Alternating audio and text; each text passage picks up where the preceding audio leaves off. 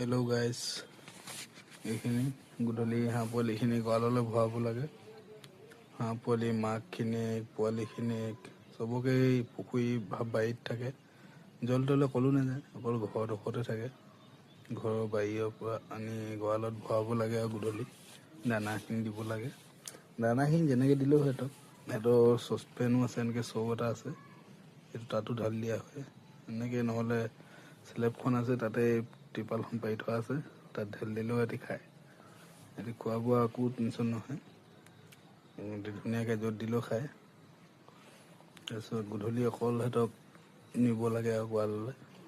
এইখিনি পোৱালিখিনি মাকখিনি, মাক বাপেক চব এয়াই হয়। বৰ ডাঙৰ লগাই নাথাকে, সৰুতে পোৱালিখিনিক এৰি দিয়ে, আকৌ কণী পৰাত লাগি যায়।